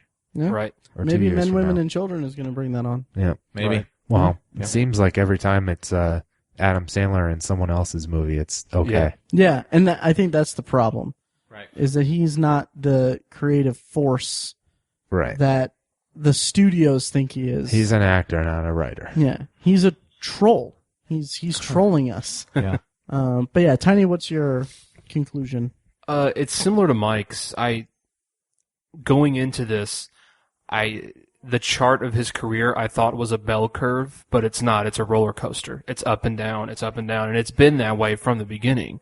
And I think where you see progress and downturn is from or downturn is when, towards the beginning of his career, I said this early on, I think he made a big effort in pretty much every movie he did. Some of them weren't bad. Some of them just don't hold up, but they have an audience. Yeah. But he tried very hard with Little Nicky. He tried And very it's hard. not a good movie, but he tried. Right.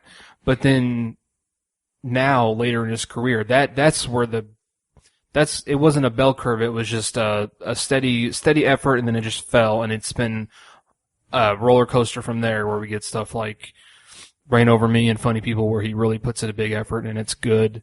And then we'll just get absolute crap like Jack and Jill and Grown Ups, where he just doesn't try. I'd say he tried in Jack and Jill as an actor, but the effort wasn't the problem. Well, yeah, he tried. He was Jack and Jill. Yeah. He was both of them. Yeah. I think he played the little kid, too. a lot of screen the little time. boy. Probably.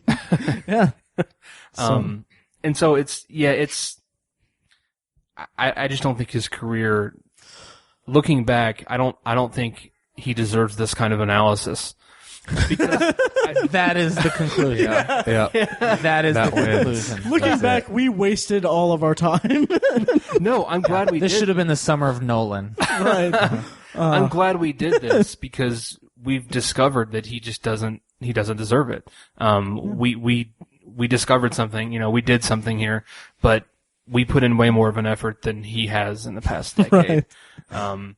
And I'm at the point as a fan where I can't forgive him for what he's done, I guess. Mm-hmm. I can give him credit where it's due. When he does it, maybe Men, Women, and Children is going to be good, and I'll give him credit for that. But I'll never be able to be like, hey, I'm a big fan. I don't know if I'll be able to, if I ever met him. Yeah. I don't know if I could really say it. I'd be like, Yeah. what? I'd just be like, what are you doing with your life? Yeah. Yeah. It would take not just an anomalous one-off good movie. Mm-hmm. It would take a clear shift in attitude. Like, Exactly. I'm making good movies now. Which, Right. that is still a possibility. We know he has the range. It could be he gets to a point where he's a figure in Hollywood right now. He wants to make money right now. Maybe when he's older, maybe when his kids are older and he doesn't have to provide for them. Not that, millions of dollars. is Provide gonna or cater for to. them. Yeah, exactly. Maybe that's when he'll branch out. But go ahead, Tom. Yeah. And again, to Mike's point, even if he just put in more effort, like if he made another Billy Madison kind of movie or another Big Daddy or something like that, if I saw the effort again and he did it multiple times in a row and he's trending up, at least in an effort, even if the movies aren't that great, I can respect him a little more as a creative type. But I don't see that happening. Yeah, I don't think we'll get an effort in a comedy. We're not Ever going to Ever again. I don't ever think we're going to see any kind of renaissance from Adam Sandler. I think it's going to be an anomalous effort every once in a while. Yeah. He's not going to McConaughey his career anytime soon. There'll be no Matt? Sandonisance. Final words? Just that, even if he does even if there is a renaissance, even if there is a shift in him comedy-wise where he puts out quality comedies akin to Happy Gilmore or Big Daddy, I'm not going to watch him unless I know for sure that it's something. Because I'm not going to seek out his stuff. I'm going to see Men, Women, and Children because it is Jason Reitman. Right? Jason Reitman or Evan Reitman? Jason. Jason Reitman. Yeah. And because the trailer looks really good, which, by the way, you can find in the show notes. It's a really cool trailer. But anyway, we joke and say that we wasted our time, but I mean, Well, no, I don't think we wasted our time. no. We'll just put more effort. He than just doesn't deserve it. Yeah. It's that we made 4 episodes about an actor who I wouldn't give $40 to get his autograph at a convention. Oh, I so would. I would too. Really? I would, because it'd probably be valuable someday. Oh yeah. I would pay for the autograph, but I would pay for the conversation with him. Be like, so Jack and Jill, okay, you're on a cruise that's like going overboard, and is this? But no, I wouldn't pay. I wouldn't go to a convention to see him. Right. Because just come on. Yeah, and he's like we said, he's got the chops, he's got the range, he's got the talent to act, but he chooses not to do it. So I'm going to choose not to see the stuff that he's in. I will continue to see All of his movies. Really? I probably will too. I see a movie a week, Sure. so I will probably see them. But I would continue to seek them out. Go ahead. No. I'm at a loss now. I mean, I wish he would do even, not even so much. It's not even so much that I wish that he would do more Reign Over Me's or more Funny People or more. I'll get to that in a second, but I wish he would do like more Bulletproofs, more stuff like that. Like not necessarily more Airheads, but or Click. Yeah. Can we just? I would just want to go round robin really quick. Don't take too much time. But best and worst. Oh. Favorite and least favorite. I'll go first. For me, best is Reign Over Me. Worst is Jack and Jill. Okay. Best is, and Mike, you're gonna hate me. Off the top of my head, I will say Punch Drunk Love. Okay. I don't hate you for that. Okay. And it's not for me because it's so Kubrickian. Yeah. And worst would be probably That's My Boy. Kev. Best Reign Over Me, and I missed a few of the bad ones. So,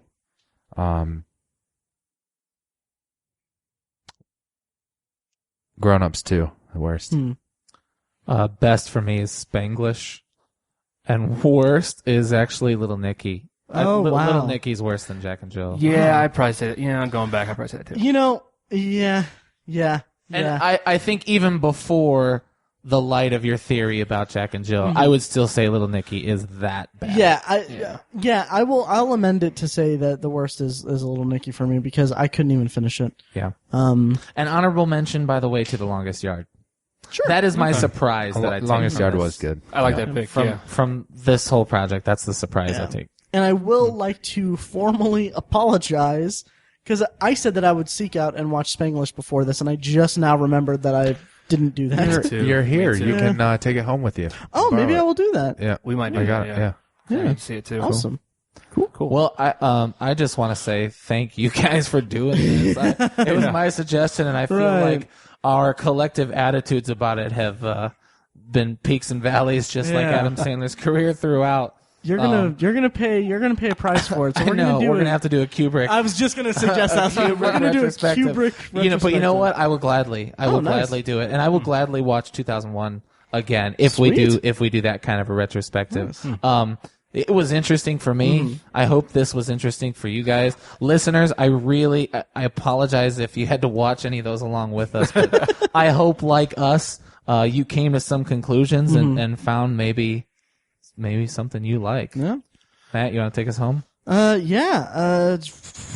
I thought I had a closing thing to say about it, but I think we're all ready to finish talking about them. Yeah. While you're looking, Mike, you mentioned you'll still seek out and see all of Adam Sandler's movies. Yeah. I think I already stopped. I think Chuck and Larry was the first movie that I did not seek out. So I stopped seeing them in theaters at that point. That's a good one not to seek out. Yeah, good choice. Yeah.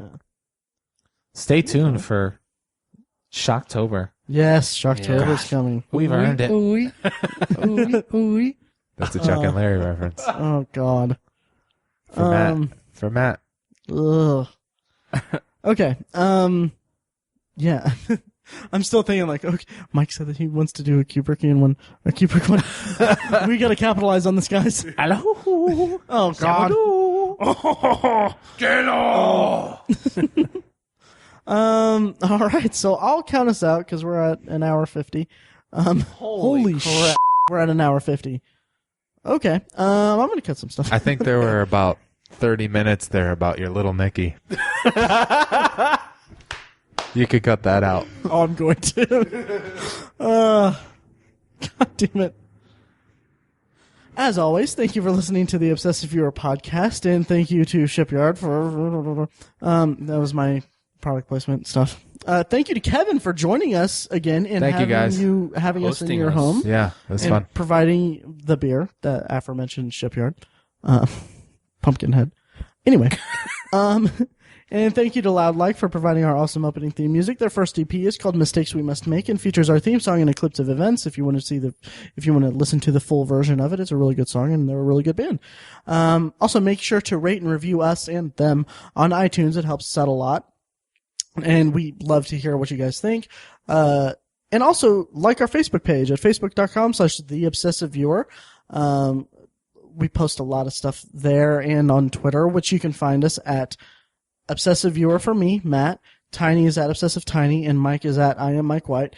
And you can also check out the blog at obsessiveviewer.com, where recently I've been reviewing each season of Boardwalk Empire as I've been speeding through a rewatch of it before the final season starts. Tomorrow, actually, by the time we're recording this, I need to finish season 4 and post the review. But I will also be reviewing posting episode by episode reviews of Boardwalk Empire's final season, which is one of my favorite shows, so I'm really excited about it, and it's a bittersweet farewell to it. Also check out our side projects. ObsessiveBookNerd.com is our sister site for book reviews and commentary on the evolving world of reading. Also check out Tiny's side project at thesecularperspective.com. It's a podcast devoted to the intellectual debate and the how I still need to write this down, dude. I'm sorry. It's about the debate between secularism and religion and how they intertwine and interact in the world today, and from a secular perspective. And they also love getting feedback and getting like people to contribute audio to it. So check that out at thesecularperspective.com or at Secular Podcast on Twitter. And finally, if you have any thoughts on the podcast or suggestions for future topics, you can also email us at that's an old one. At Matt@obsessiveviewer.com, Tiny@obsessiveviewer.com, or Mike@obsessiveviewer.com. Kevin, where can we find you online? I don't exist on the web. Okay. No, I don't really Twitter much. Okay, that's fine. And Tiny, how did Notre Dame do? They won. Nice. Goose Egg, Michigan. That Veronica Vaughn is one fine piece. Mike's been waiting for that. Nice. Yes. I know from experience. He's got such a grin on his face. Well, no, not me personally, but a guy I know, him and her got it on. Woo! No, they didn't. No, they didn't. But you can imagine what it'd be like if they did, huh? No, I can't. Everyone on. Good, great, grand, wonderful. No yelling on the bus! Good Lord. Billy past the third grade. Oh, what a glorious day. Oh, wow. Popeye's is awesome. I've been waiting to do this all summer. Kevin, you go. Mike's been practicing. It's like watching an exorcism of Mike. Like all the Sandlerisms is coming out of him. Anyway, get in the flask. Get in the flask. What does he say about butterflies? That they give him money if he put him in the movie. Butterflies. You silly. I'm making the joke that he's a whore for money for product placement. Yeah. He just does whatever the hell he wants. He does. That's what he's doing. Right. Whatever he wants. Yep, and he makes a lot of money off of it. So, who would you rather make out with? Jack Nicholson or Meg Ryan? Jack Nicholson 74 or no? It's 74. Meg Ryan. Pickle race? You guys want to do pickle race? Because that's what they do in the movie. It's poop again! That's that poop again. Don't put it out with your boots, Ted. He called this shit poop. oh my god. Dear God, let's stop. That's really all I know is Billy Hardest Madison. I've laughed at Adam Sandler. Yeah. Anyways.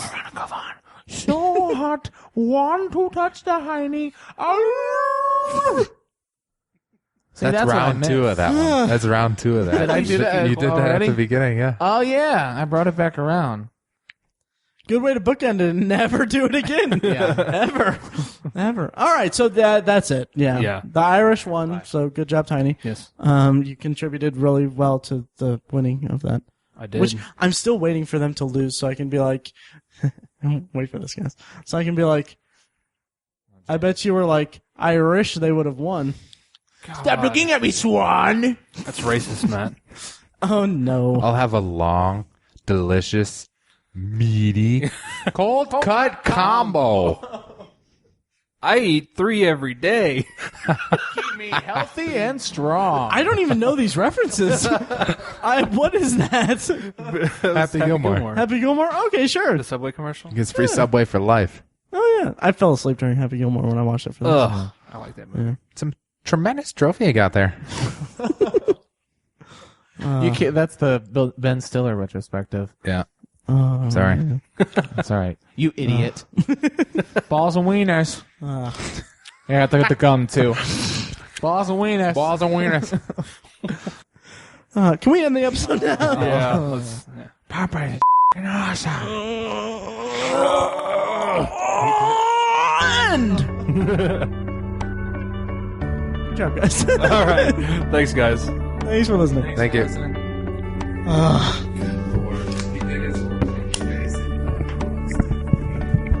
Did he?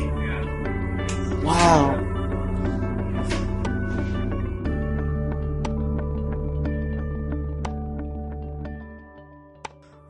Oh yeah, just real quick.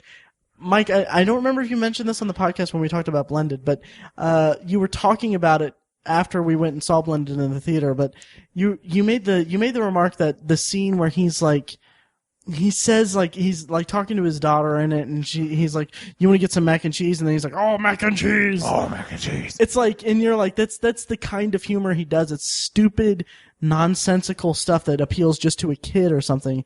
And like after a certain point in this project, like between 2 movies, I just got that stuck in my head. Him saying mac and cheese. Oh, mac and cheese! And I was like, oh. Did you get the blues? Well done. Oh, wow. Wow. God, that took me a second. Yeah, that took me a second. Kevin, come back anytime. Right.